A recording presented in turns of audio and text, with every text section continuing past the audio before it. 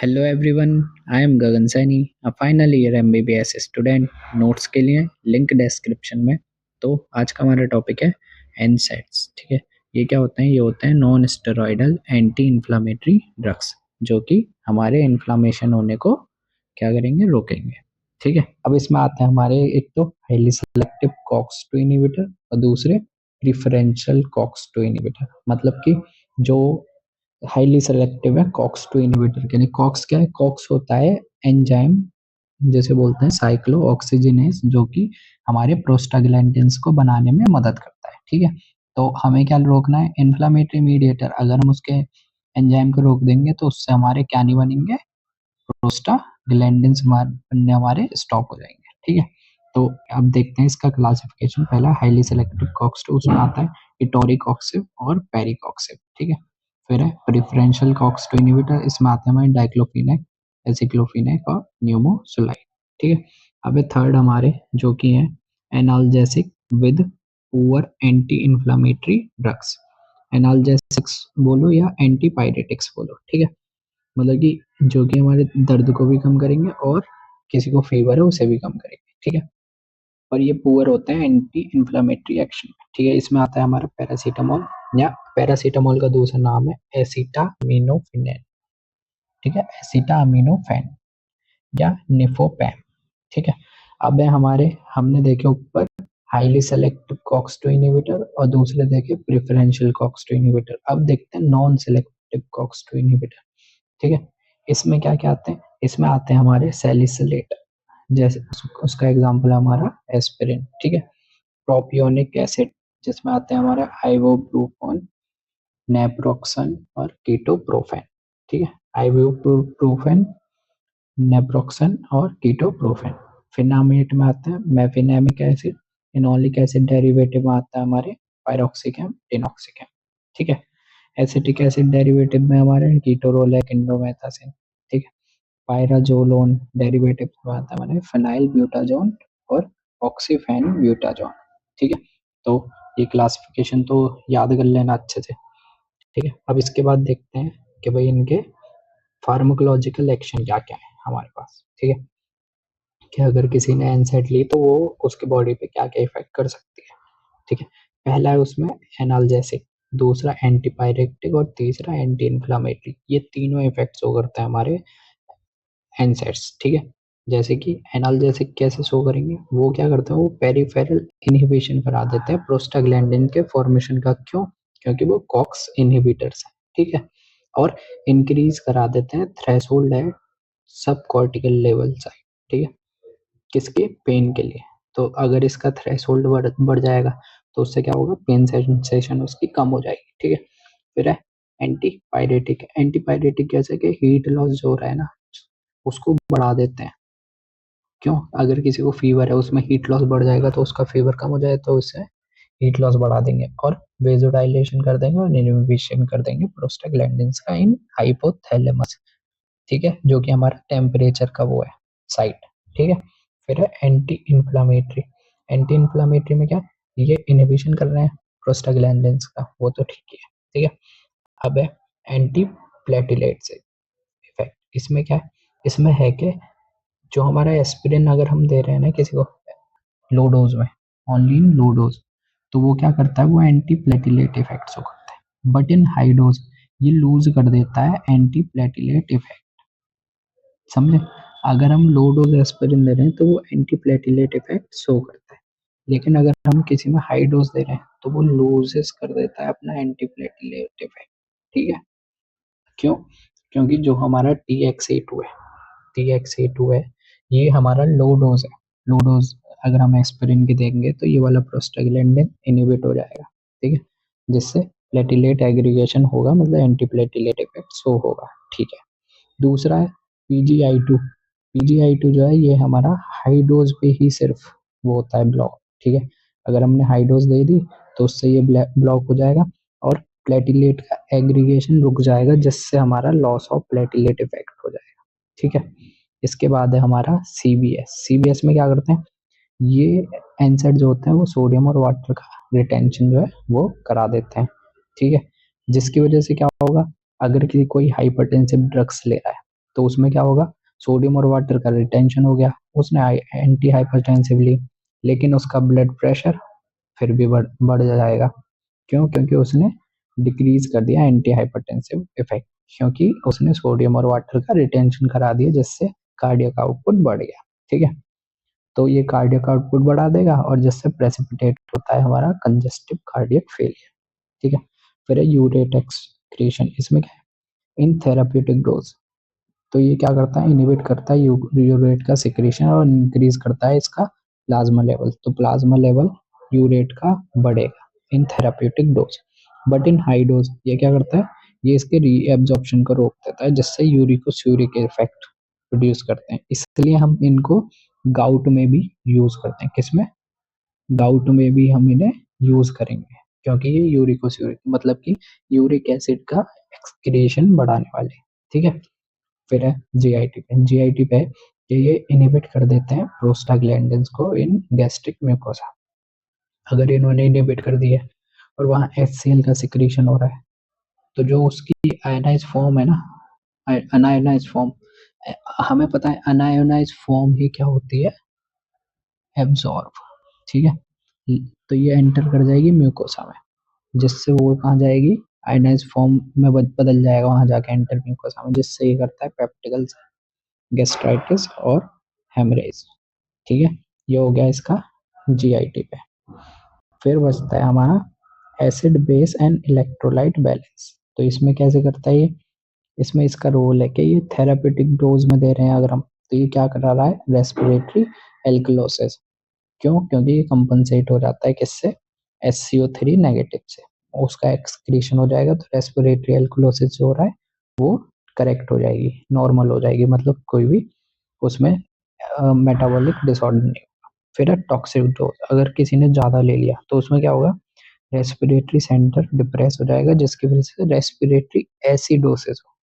ठीक है, और यही एसिडोसिस बाद में जाके कंपनसेटेड अनकंपनसेटेड मेटाबॉलिक एसिडोसिस में बदल जाएगी। ठीक है, जिसे ट्रीट करना मुश्किल हो जाएगा। इसके बाद है हमारे इसके डोजेस के भाई, हमने देखा एनाल्जेसिक में यूज हो रहा है, एंटीपायरेटिक में यूज हो रहा है, ठीक है, एंटी प्लेटिलेट में यूज। तो जो एनाल्जेसिक में उसमें हमें देना है ये 2 to 3 gram per day after food. कोई भी एनसाइड हमें खाली पेट नहीं देनी है। ठीक है, एनसाइड देनी है 2 to 3 gram per day analgesic के लिए। एंटी इन्फ्लामेटरी के लिए देनी है 4 to 6 gram per day. Anti platelet dose है इसकी 52 to 325 mg पर डे। क्यों?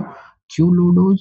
लो डोज इसलिए क्योंकि हाई डोज पे ये क्या नहीं करता, एंटी प्लेटिलेट इफेक्ट शो नहीं करता, तो इसलिए लो डोज ही हमें देनी है। ठीक है, अब है इसके एडवर्स इफेक्ट। एडवर्स इफेक्ट है जीआईटी पे, नोजिया कराएगा, वॉमिटिंग, अल्सर, गैस्ट्राइटिस। ठीक है, ये सब कराता है। ये हम कम कर सकते हैं कि अगर हम एनसेड लें खाना खाने के बाद, इसलिए हम प्रीफर करते हैं फूड के बाद ही हम एनसेड लें। और प्रोटोन पंप इनहिबिटर्स हैं।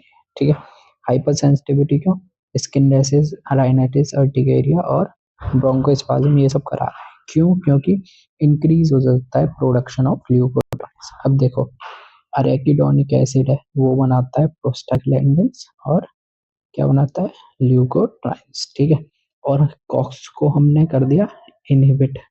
ठीक है, ये बन नहीं रहे, अब हमारे प्रोस्टाग्लैंडिन बन नहीं रहे, तो सारा अरेकिडोनिक एसिड किस में बदलेगा, ल्यूकोट्राइन्स में। ठीक है, तो ये क्या है, हमारे ल्यूकोट्राइन्स का प्रोडक्शन बढ़ जाएगा, जिससे हाइपरसेंसिटिविटी रिएक्शन बढ़ जाएगी। ठीक है, अब ये और क्या कराते हैं, अगर किसी पेशेंट में G6PD की डेफिशिएंसी है और हमने उसमें एनसेड दे दिया, तो वो क्या कराएंगे, हेमोलिटिक एनीमिया। ओके, फिर है रीज सिंड्रोम। ये क्या है, ये इंपॉर्टेंट है वैसे। इसे वो इसमें होता है hepatic damage and fatty acid infiltration with encephalopathy. ठीक है, hepatic damage and fatty infiltration with encephalopathy. ठीक है, और इसलिए इसे हम बच्चों में नहीं देते। अगर किसी को वायरल इन्फेक्शन है तो उस बच्चे में हम एनसेड यूज नहीं कर सकते। फिर है एनाल्जेसिक नेफ्रोपैथी। ये क्या है, एनाल्जेसिक मतलब कि हम जिसको पेन के लिए यूज कर रहे हैं, एनसेड को हम पेन कम करने के लिए यूज कर रहे हैं। हम उसमें इसे बार-बार देते जा रहे हैं, रेगुलर यूज़ कर रहे हैं। तो ये क्या करता है स्लोली प्रोग्रेसिवली रीनल फेलियर को कर देगा ऑन क्रोनिक यूज़, ठीक है? और ये क्या है? इसका अगला है कि इंटरफेयर करते हैं ये विटामिन के एक्शन में, कि अगर तुम लंबे टाइम से यूज़ कर रहे हो, तो ये इंटरफेयर करेगा एक्शन लिवर पे ऑन विटामिन के, ठीक है? तो जिससे क्या होगा क्लॉटिंग फैक्टर का सिंथेसिस जो है वो हो जाएगा कम, और जिसकी वजह से ब्लीडिंग हमारी बढ़ जाएगी, ठीक है? अब है प्रेगनेंसी। प्रेगनेंसी में क्या है? ये इनहिबिट कर रहे हैं प्रोस्टाग्लैंडिन, जिसकी वजह से क्या होता है डिले होता है ऑनसेट ऑफ लेबर, और उसकी वजह से चांस बढ़ जाते हैं पीपीएच के। पीपीएच क्या? पोस्ट पार्टम हेमरेज, ठीक है?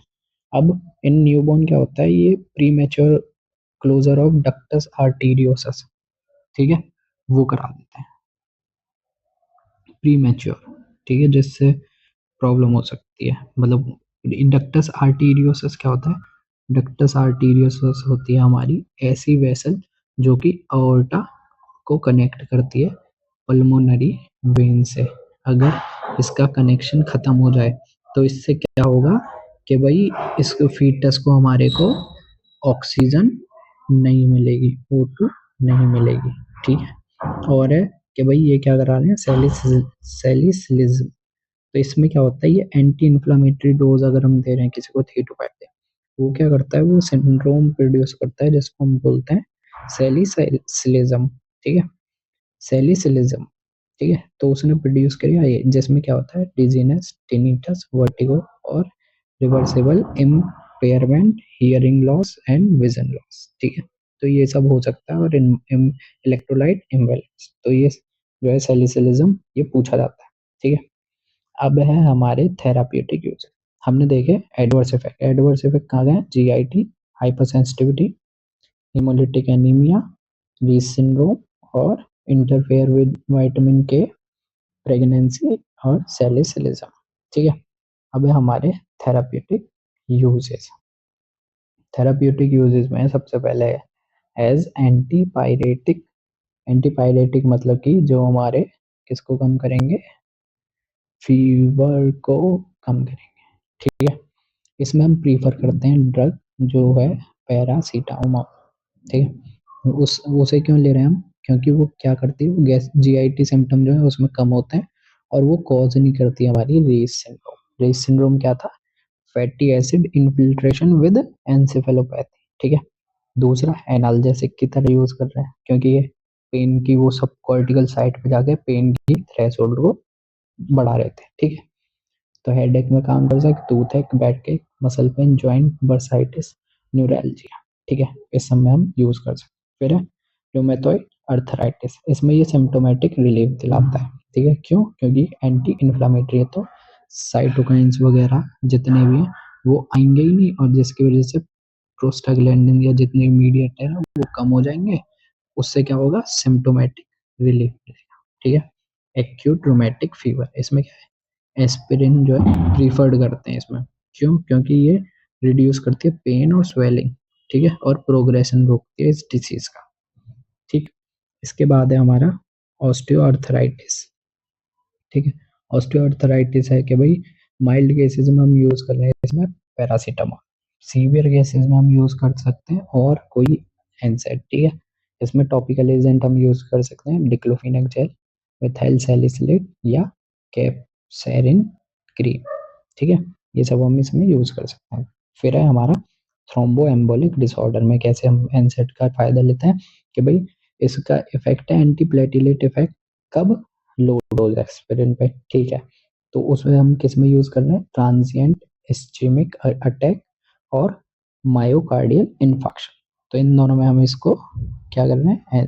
एस्पिरिन को यूज कर रहे हैं इन लो डोज, ठीक है? उससे क्या होता है? रिड्यूस होता है इंसिडेंस और मोर्टेलिटी इन मायोकार्ड इन्फार्क्शन वाले पेशेंट में, ठीक है? अदर यूजेस हैं इसके कि भाई ये कंट्रोल करता है रेडिएशन की वजह से होने वाले डायरिया को, ठीक है? रिड्यूस करता है रिस्क और ऑनसेट ऑफ एल्जाइमर, ठीक है, इन पेशेंट में। तो उसमें हम क्या देते हैं? एस्पिरिन, ठीक है? लो डोज एस्पिरिन कहाँ और यूज होती है? Pre eclampsia. प्री एक्लेम्सिया क्या होता है कि कोई प्रेग्नेंट वुमेन है ना?